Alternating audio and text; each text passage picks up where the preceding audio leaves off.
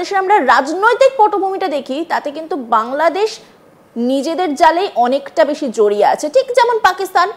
কারণ পাকিস্তান আর বালুচিস্তানের যে আদায় কাঁচকলের সম্পর্ক তা আমরা প্রত্যেকেই জানি।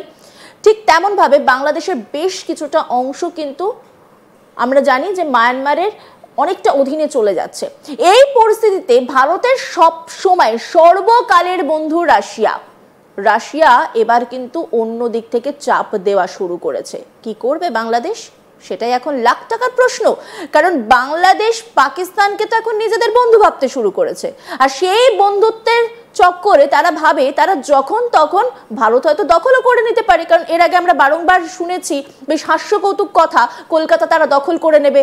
আর খানিকটা সময়ের অপেক্ষা, কলকাতা অনেকবার তারা দখল করে ফেলেছে, মানে বিষয়টা হলো স্বপ্নে তারা দখল করে ফেলেছে। কিন্তু এই মুহূর্তে যে পরিস্থিতি, বাংলাদেশ কোথায় যাবে, বাংলাদেশের অবস্থান কি, বাংলাদেশ থাকবে তো, নাকি বাংলাদেশের খেলা তো শেষ, বাংলাদেশটাও তার সঙ্গে সঙ্গে শেষ হয়ে যাবে? এটাই এখন লাখ টাকার প্রশ্ন। আর এই নিয়েই আমরা কথা বলবো। আমাদের সঙ্গে রয়েছেন আন্তর্জাতিক সম্পর্ক বিশেষজ্ঞ শুভাশিস ব্যানার্জি। আপনাকে আজ তাক বাংলায় স্বাগত। এই মুহূর্তে বাংলাদেশের যে রাজনৈতিক পটভূমি, সেটা কিন্তু সবসময় আলোচনার কেন্দ্রবিন্দুতে রয়েছে, এবং সেখানে দাঁড়িয়ে বাংলাদেশ নিজেদেরকেই এখন সামলাতে পারছে না। সেটা আমরা বহুবার আপনার সঙ্গে আলোচনা করেছি, সেই নিয়ে প্রচুর আলোচনা হয়েছে। রাশিয়া কোথাও গিয়ে, মানে ভারত বন্ধু রাশিয়া, এটা তো আমরা শুনে এসেছি, রাশিয়াও কিন্তু কোথাও গিয়ে এবার মাঠে নেমে পড়েছে। নিশ্চয়ই, রাশিয়া হচ্ছে actually friend in need. Friend in ডিডটা রাশিয়া বহুবার প্রমাণ করেছে, আবারও প্রমাণ করছে রাশিয়া যে ফ্রেন্ড ইন ডিড। পয়েন্টটা হচ্ছে কি জানো তো, রাশিয়ান পলিটিক্সের একটা অদ্ভুত সুন্দর লাইন আছে। আমার যখন আমি বিদেশে ছিলাম, রাশিয়ান একজন অ্যাম্বাসেডার আমাকে মজার ছলেই বলেছিল একটা কথা, যে Russian friendship and Russian vodka is very difficult to digest. সুতরাং Russian vodka and Russian friendship is very difficult to digest. Why? সেটা আজকে জানার জন্যে তোমাকে হোয়াইট হাউস যেতে হবে। সেটা আজকে জানার জন্য তোমাকে ডোনাল্ড ট্রাম্পকে জিজ্ঞেস করতে হবে যে মিস্টার ট্রাম্প, আপনি বলুন যে সত্যি কি ব্যাপারটা ডাইজেস্ট করতে অসুবিধা হচ্ছে। পয়েন্টটা হচ্ছে, ইন্ডিয়ার সাথে বরাবরই আমেরিকা একটা অদ্ভুত রিলেশনশিপ রেখেছে। রিলেশনশিপটা কীরকম দেখবে, আমার এক বন্ধু ছিল জানো তো, যখন রাত্রিবেলা আমরা হেঁটে হেঁটে পড়ে ফিরতাম, একটা পার্টিকুলার মোড়ে অন্ধকার থাকতো, সেই সময় যখনই কুকুর তাড়া করতো, সে আমাকে ছেড়ে সবার আগে পালাতো। তার আগে অবধি সে আমাকে বন্ধুত্বের গল্প শোনাতে শোনাতে আসতো, মানে বিপদে যখন পড়লাম সবার আগে সে পালাতো। আর তখনই সেইখানে থাকতো একটা লোক যে আমার পাশে এসে দাঁড়াতো এবং কুকুরগুলোকে তাড়িয়ে দিত। এক্স্যাক্টলি, সেটাই হচ্ছে কথা। বন্ধুত্বের গল্প কে কত আমাকে শুনিয়েছে আমার শুনে লাভ নেই ভাই, কাজে কে করছে, কে আমার পাশে আছে যখন আমি বিপদে আছি, কে আমার পাশে আছে, কে আমাকে আমার জন্য ফ্লিট পাঠায়, কে আমার জন্য সাবমেরিন পাঠায়। এই গল্প তো আমরা জন্মের পর থেকে শুনেছি, যদিও আমাদের সৌভাগ্য হয়নি 71 বোঝার বা জানার, কারণ আমরা অনেক পরে জন্মেছি, আমি তুমি সবাই। কিন্তু আমরা ছোট থেকে বড় হয়েছি সেই রাশিয়ান সাবমেরিনের গল্প শুনে। প্রথমে মনে হতো সেগুলো গল্প, কতটা সত্যি কতটা মিথ্যে জানি না। আজকের ডেটে সবার আশীর্বাদে যখন কূটনীতি নিয়ে অল্প বিস্তর কাজ করার সুযোগ পাচ্ছি, তখন যখন দেখছি রাশিয়ার মানে কি কাজ করছে, কি অবস্থানে দাঁড়িয়ে কি কাজ করছে, তখন কিন্তু বোঝা যাচ্ছে সত্যি তাহলে 71-এ কি কাজটা করেছিল রাশিয়া। আজকে রাশিয়াকে ভুলে গেলে চলবে না। Russia itself is in a state of conflict. তারা ইউক্রেনের সাথে বিভিন্ন রকমভাবে ওয়ার্ম ওয়াটার এক্সচেঞ্জ হচ্ছে, অসম্ভব একটা ঝামেলা চলছে। সেই জায়গায় দাঁড়িয়েও কিন্তু রাশিয়া ভুলে যায়নি যে মিয়ানমারের পাশে দাঁড়ানো। সেটা গিয়েও রাশিয়া ভুলে যায়নি ভারতবর্ষকে কিভাবে ট্যাকটিক্যালি এবং স্ট্র্যাটেজিক্যালি সাপোর্ট করা দরকার। যখন রাশিয়া অ্যানালাইসিস করেছে যে সো কল্ড ফ্রেন্ড নিজের চরিত্র বদলাচ্ছে, this is Russia, this is Russian vodka, this is Russian spirit, যেটা বোঝার দরকার আছে। এবং সেটাই হয়তো তার জন্যই গোটা পৃথিবী কোথাও একটা গিয়ে মন্ত্রমুগ্ধ হয়ে তাকে এই দেশটার নেক্সট স্টেপ বোঝার জন্য।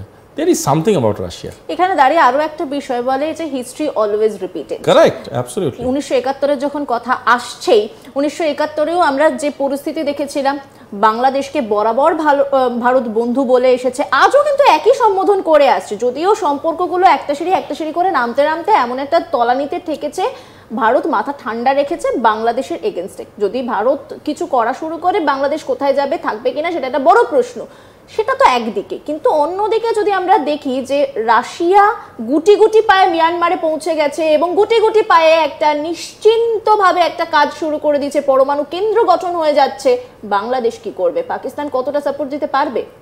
দেখো, আমি দুটো কথা আলাদা আলাদাভাবে উত্তরটা দিই, ইফ ইউ পারমিট। প্রথমটা, বাংলাদেশের সাথে টেকনিক্যালি বলছি, বাংলাদেশের সাথে ভারতবর্ষের সম্পর্ক কোনো মতেই কোনোভাবেই খারাপ হয়নি। তার প্রমাণ হচ্ছে বাংলাদেশের মানুষকে ভারতবর্ষ এবছরও 100 কোটি টাকা ডেভেলপমেন্টের জন্য ইস্যু করেছে।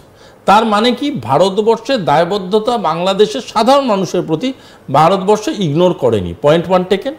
পয়েন্ট 2 হচ্ছে, যাদের সাথে সম্পর্কটা খারাপ বা যারা আমাদের নামে খারাপ কথা বলছে, তারা বাংলাদেশের একটা নমিনেটেড বডির কিছু চেয়ারে বসে থাকা মানুষ। তারা কোনো ইলেক্টেড গভর্নমেন্টও না, তাদের কেন ক্যাপাসিটি অফ গভর্নেন্সও নেই।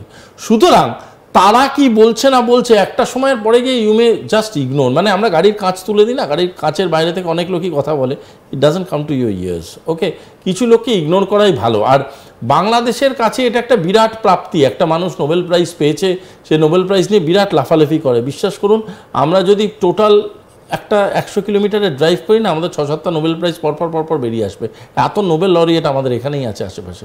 So we have lot of Nobel laureate. So Nobel prize বিক্রি করে গল্প দেবেন না। আর পরিষ্কার কথা, মানুষটা চরিত্র লোকে বুঝতে পেরেছে। উনি বাংলাদেশের উন্নয়নের জন্য আসেননি। উনি যদি এসে থাকেন পাওয়ারে, উনি এসছেন উনার পকেটের উন্নয়নের জন্য। এবং সেটা আজকের ডেটে আমি বলছি না, উনাদের প্রধানমন্ত্রী যিনি আছেন এখনও প্রধানমন্ত্রী, যিনি ইস্তফা দেননি, সেই প্রধানমন্ত্রী বলছে স্টেটমেন্টে, অফিসিয়াল স্টেটমেন্টে, তোমাদের চ্যানেলে বসে আমি সেটা এক্সপ্লেন করেছি। উনি বলেছেন যে মোহাম্মদ ইউনূস নিজের বেনিফিটের জন্য এই কাজটা করছে। সেটা ম্যাডাম হাসিনা বলেছেন, অন রেকর্ড বলেছেন। পয়েন্টটা হচ্ছে, আজকের ডেটে আমরা বুঝতে হবে, we have to call a spade. অত ঘুরিয়ে পেঁচিয়ে ভালো মন্দ কথা বলে লাভ নেই। পরিষ্কার কথা, লোকটা চোর। পরিষ্কার কথা, লোকটা চুরি করতে ওই স্টেজে এসে বসেছে। পরিষ্কার কথা, লোকটা অন্য দেশের সাথে টাই আপ করেছে বাংলাদেশকে বিক্রি করে দেওয়ার জন্য। এই যে গোটা পরিমণ্ডলটা উনি সৃষ্টি করছেন, এই গোটা পরিমণ্ডলে সব থেকে বেশি ক্ষতিগ্রস্ত যদি কেউ হয়, উনি ভাবছেন সেটা ভারতবর্ষ। নো স্যার, সব থেকে বেশি ক্ষতিগ্রস্ত হচ্ছে বাংলাদেশের সাধারণ মানুষ। বাংলাদেশের সাধারণ মানুষ দিনের পর দিন হতদরিদ্র হয়ে যাচ্ছে।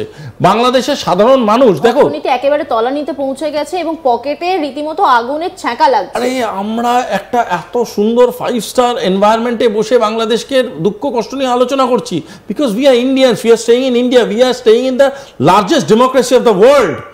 আর যাদেরকে নিয়ে আলোচনা করছি, তারা কিন্তু ওখানে অ্যাকচুয়ালি 200 টাকা কিলো আটা কিনছে, তারা কিন্তু ওখানে ডিম কিনছে 50 টাকা করে। তারা কিনছে, তাদের চলছে, তাদের অবস্থা খারাপ, তাদের সংসার চালাতে হচ্ছে। আমার তোমার ইন্টারভিউতে যারা এসে কমেন্ট করবে না, তারা যখন কমেন্ট করবে, তাদের দায়বদ্ধতা জামাতের কাছে থাকতে পারে, কিন্তু দিনের শেষে তারাও জানে তাদের সংসার চালাতে গেলে তাদের কত টাকার জিনিসপত্র তাদের কিনে খেতে হচ্ছে। তখন তাদের মোহাম্মদ ইউনূসের প্রতি যদি কৃতজ্ঞতা থাকে, salute to you sir. But যদি কৃতজ্ঞতা না থাকে, সত্যি কথাটা বলতে দুবার ভাববেন না। আপনার দেশটাকে জলাঞ্জলি দিয়ে দিয়েছে এই ইকোনমিস্ট। এমন একটা জায়গায় নিয়ে চলে এসছে, নিজেকে শান্তির দূত বলতে বলতে গোটা দেশটা বিক্রির মুখে। গোটা দেশটা আজকে এমন জায়গায় দাঁড়িয়ে আছে, স্কোয়ার ফিটে বিক্রি হচ্ছে।